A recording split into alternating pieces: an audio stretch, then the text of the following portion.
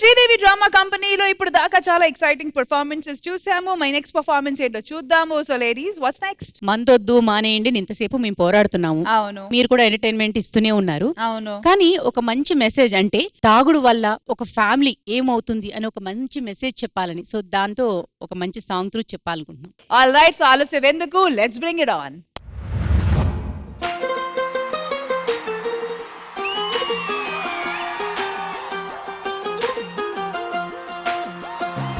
అందమైన కలలకు తీరం, అమృతాలు కురిసే తీరం, మా ఇల్లు ప్రేమాలయం, దేవుళ్ళ జన్మాలయం. సంక్రాంతే ప్రతిదినం, సుఖశాంతే ప్రతిక్షణం, మా ఇల్లు ప్రేమాలయం, దేవుళ్ళ జన్మాలయం. లక్ష్మి, మనం ఎప్పుడు ఇలాగే సంతోషంగా ఉండాలి.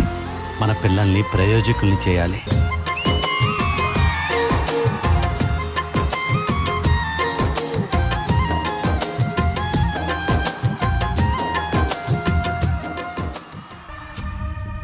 రే, ఈ పిల్లని చూసావా? కత్తిలో ఉంది. ఎప్పటి కన్నాడు గాని. రాయ్, నేనేరా కన్నది ఈడియట్స్. ఇంకోసారి నా కూతురు జోలికొచ్చారో చంపేస్తాను. ఆర్డర్ నుంచి. అరే తల్లి, ఇలాంటి అదవులు ఎదురు పడుతూనే ఉంటారు. కానీ నువ్వు ఎప్పటికీ భయపడకు. నేను ఉన్నా లేకపోయినా. నువ్వు ఉంటావు కదా నాన్న, ఇంకా నాకెందుకు భయం?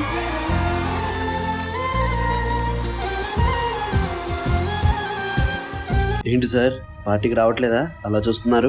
అబ్బే లేదు సార్, ఇంట్లో అందరూ నా కోసం ఎదురు చూస్తూ ఉంటారు. అయినా నేను అక్కడికి వచ్చి ఏం చేయాలండి?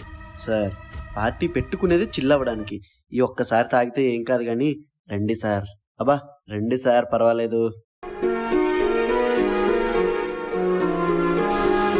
ఏంటండి, తాగొచ్చారా?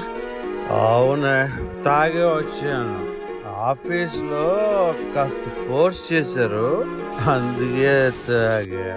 ఒక్కరోజు తాగితే అది సరదా అండి, రెండో రోజు తాగితే అది అలవాటు, మూడో రోజు తాగితే అది వ్యసనం. పిల్లల్ని ప్రయోజకుల్ని చేయాలనుకునే మీకు ఈ తాగుడొద్దండి. సరే, నాకు తెలియదా? పొరబాటున చేయి జారిన తరుణం తిరిగొస్తుందా? ప్రతి పూటొక పుటగా తన పాఠం వివరిస్తుందా? మన కోసమే తనలో తను రగిలే రవి తపనంత, కనుమూసిన తరువాతనే పెను చీకటి చెబుతుందా? అమ్మా, నానేంటమ్మా ఇంకా రాలేదు? ఈ మధ్య మాతో సరిగ్గానే ఉండట్లేదు.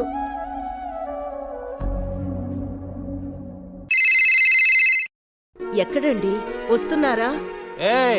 ఏంటి నీ గోళ? వచ్చినా కదా, నేను చస్తున్నానేమన్నా? ఏంటండి, మళ్ళీ తాగుతున్నారా? ఈ మధ్యన మీరు చాలా ఎక్కువగా తాగుతున్నారు. ఇంటి దగ్గర మీకోసం ఎదురు చూసే ఒక కుటుంబం ఉందని మీకసలు గుర్తుందా? అబ్బా, నువ్వు ఏడవకు ముందు. నేను వస్తున్నాలే, వస్తున్నా. ఏమండి, అసలే తాగున్నారు. దయచేసి బండి నడపకండి, కొంచెం జాగ్రత్తగా రండి. జాగ్రత్తల గురించి నువ్వు నాకు చెప్పు. పెడిపోనా?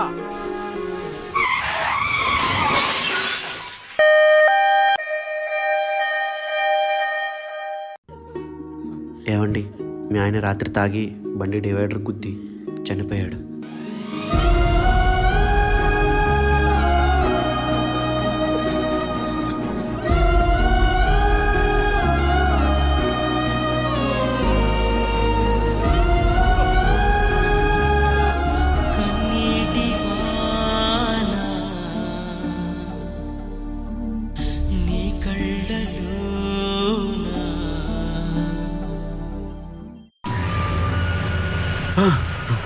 ఎవరు ఎవరు మీరు?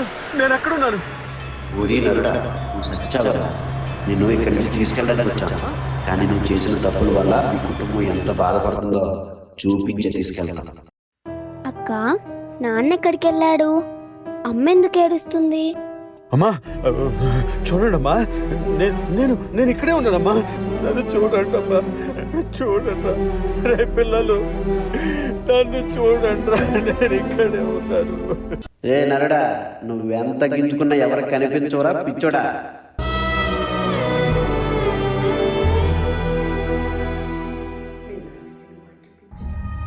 ఓయ్, ఇంట్లో ఎవరున్నారు? బయటికి రండి. ఏమో నీ మొగుడు నా దగ్గర 5 లక్షలు అప్పు చేశాడు. ఎక్కడైనా బ్రతకడానికి అప్పులు చేసేవాళ్ళు ఉంటారు చూసావా? నీ మొగుడు తాగి చావడానికి అప్పులు చేశాడు. నువ్వు తీరుస్తావా? అవి నువ్వు తీరుస్తావని నమ్మకం కూడా మాకు లేదు. అలా అనకండి. ఆయన చేసిన అప్పును నేనే తీరుస్తాను. కొంచెం టైం ఇవ్వండి. ఎలాగోలా నేను తీరుస్తాను. మీకు దండం పెడతాను. అయినా నీకే దిక్కుందని నమ్మాలి నిన్ను? ఇల్లు అమ్ముకొని తీరుస్తావా లేదా నీ ఒళ్ళు తీరుస్తావా నీ మొగుడు చేసిన అప్పు? ఇదంతా కాదు. రేయ్, ఇంట్లో నుంచి సామాన్లు ఏ ఉంటే అవి తీసుకొని రండిరా.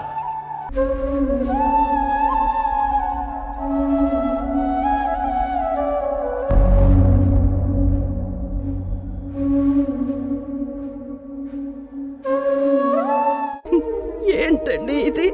ఎలా ఉండేవాళ్ళం ఎలా చేసేసారండి? నేనెంత చెప్పినా నా మాట వినలేదు. ఎలాంటి పరిస్థితి తీసుకొచ్చారండి? ఎలాంటి పరిస్థితి తీసుకొచ్చారు? ఇదంతా నా వల్లే కదా లక్ష్మి. నువ్వు ఎంత చెప్పినా నీ మాట నేను వినలేదు. నన్ను క్షమించు లక్ష్మి. ఏంటే ఆ రోజు నేను ఒక్క మాట అనగానే ఎగురుకుంటూ వచ్చాడు మీ అయ్యా. ఇప్పుడేడే ఇడి ఎక్కడున్నాడు? ఇప్పుడు నేను ఇక్కడ ఏం చేసినా అడిగే దిక్కు కూడా లేదు. రే చెయ్యి తీరా. వదలరా, కాపాడండి. ఎవరైనా ఉన్నారా? ప్లీజ్ దయచేసి నా కూతుర్ని కాపాడండి. రే వదలరా, వదలు. అయ్యో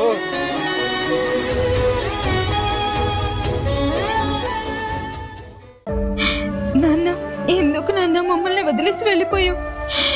నువ్వు నా పక్కన ఉన్నప్పుడు ఎంతో ధైర్యంగా ఉండేది. ఇప్పుడు భయం వేస్తుంది నాన్న. నన్ను క్షమించు తల్లి. ఇదిగో నీ పక్కనే ఉన్నా తల్లి. చూడరా చిట్టి తల్లి, ఇదిగో నన్ను చూడు. నా చిన్ని తల్లి చూడవే, నా చిట్టి తల్లి చూడవే, నా బుజ్జి కన్నా ఓసారైనా కళ్ళే విప్పి చూడవే. పిల్లోడికి మందులు కొనాలి, డబ్బులు చూస్తే లేవు. ఎవరిని అడిగినా లేవు అంటున్నారు. ఇప్పుడు ఏం చేయాలి దేవుడా?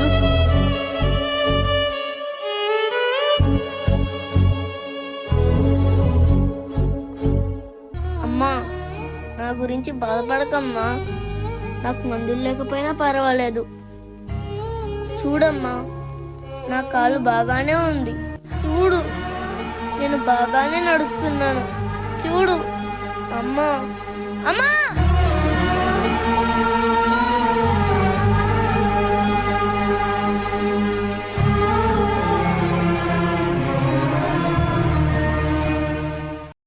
ఇదిగో లక్ష్మి, ఒక దానివే 3 పిల్లల్ని ఎలా పోషించగలవే? నీకు భారంగా ఉంటుంది కదా. నాకు తెలిసిన వాళ్ళు చిన్న అమ్మాయిని దత్తత అడుగుతున్నాడు. వాళ్ళకి ఇచ్చేద్దాం. పిల్లకు కూడా ఒక మంచి భవిష్యత్తు ఉంటుంది కదా. వద్దండి, నా పాపని నా నుంచి దూరం చేయకండి. పిల్లలెప్పుడు తల్లికి భారం కాదండి. అయినా చనిపోయింది నా భర్త. తల్లిగా నేనింకా బ్రతికే ఉన్నాను. ఇందాక అడిగారు కదా ఎలా పెంచుతావు అని. 9 నెలలు కడుపులో మోసిన నాకు కడదాకా మోసే శక్తి కూడా ఉంది. కేవలం తండ్రికే కాదు, కుటుంబాన్ని పెంచడానికి తల్లికి కూడా సామర్థ్యం ఉంది అని నేను నిరూపిస్తాను. ఛీ, ఇలాంటి మహాతల్లిని కూడా ఎంత బాధ పెడుతున్నావురా? నీకు మా దగ్గర కూడా చోటు ఇవ్వకూడదురా.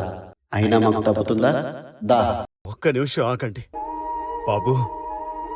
మిమ్మల్ని చూడండి.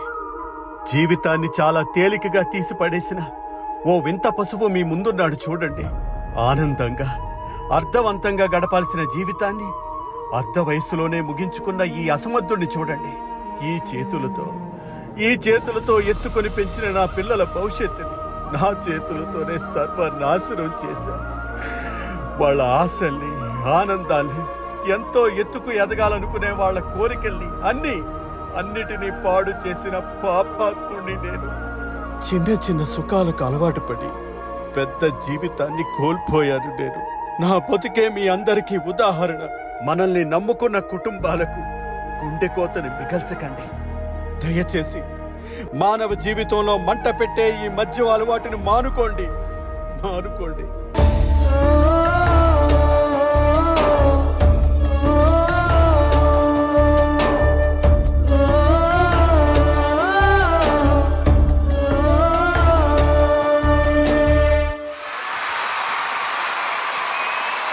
పది నెలలు తనలో నిన్ను మోసిన అమ్మైనా ఈ పర్ఫార్మెన్స్ చూసేటప్పుడు ప్రతి ఒక్క ఆడవాళ్ళు కల్లో మాత్రం నీళ్ళు తిరిగాయి. That is for sure.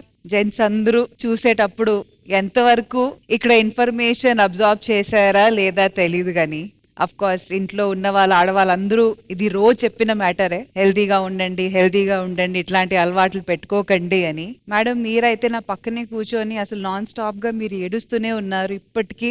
అది మా నిజ జీవితమేనండి. మా నాన్న కూడా అలాగే చనిపోయారు. కాకపోతే మేము అంతే చిన్నపిల్లలు. ఆయన సూసైడ్ అటెంప్ట్ చేసుకొని చనిపోయారు. తాగే మందులో పురుగుల మందు కలుపుకొని భార్యాభర్త మధ్యన చిన్న గొడవ జరిగితే ఆ గొడవ జరిగిన తర్వాత బయటకు వెళ్ళిన మనిషి శవం అయి తిరిగి వచ్చారు. అదే ఆ కష్టాలన్నీ మేము పడ్డాం. ఇలాగే మా తమ్ముడు కూడా వికలాంగుడు, చూపించే శక్తి లేక మా తమ్ముడిని మేము కోల్పోయాం. అంటే చనిపోయాడు అనమాట. ఆరోగ్యం చూపించే శక్తి లేక, మా నాన్నగారు లేక, మా అమ్మ పొలం పనులు, పాచి పనులు అన్ని చేసి 6th క్లాస్లో మేము ఉండగా చనిపోయారు. నాకైతే ఎంత ఎమోషన్. మా నాన్నగారు గుర్తుకొచ్చారు మళ్ళీ నాకు.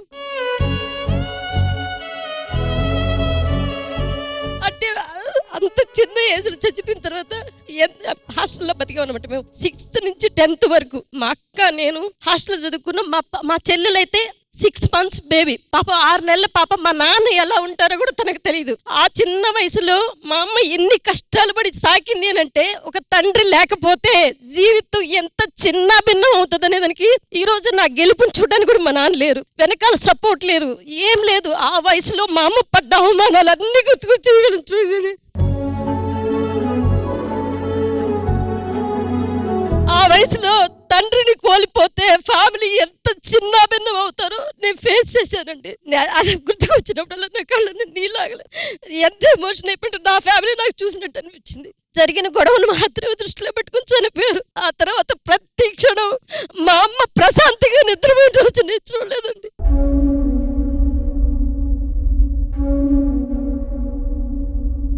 ఏ కుటుంబం అలా కావద్దండి. మీ పిల్లల్ని భూమి మీద తీసుకొచ్చిన తర్వాత వాళ్ళని సాకాల్సిన బాధ్యత మీది.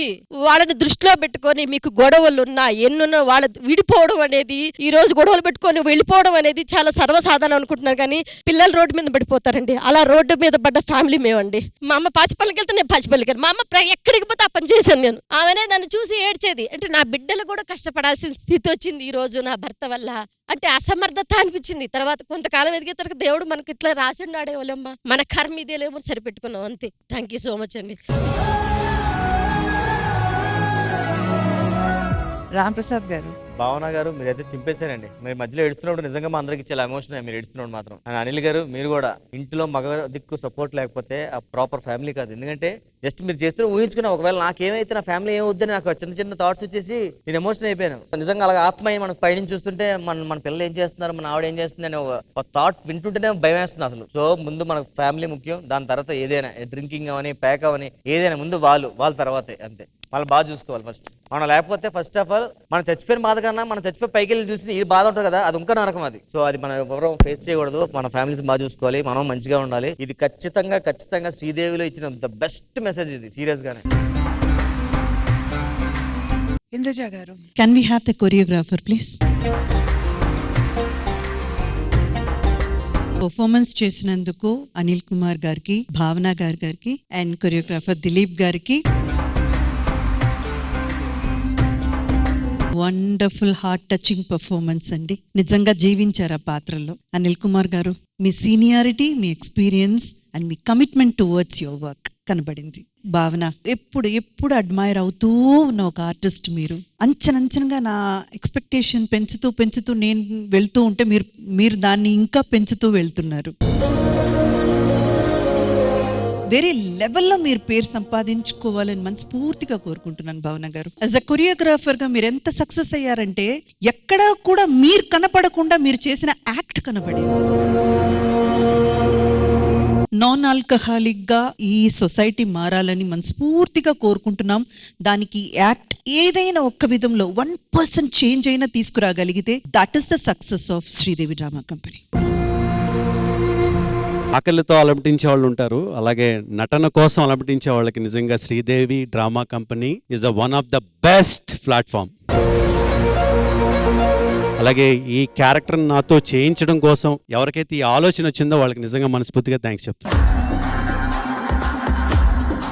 Once again, thank you so much to the entire team and thank you guys. Thank you.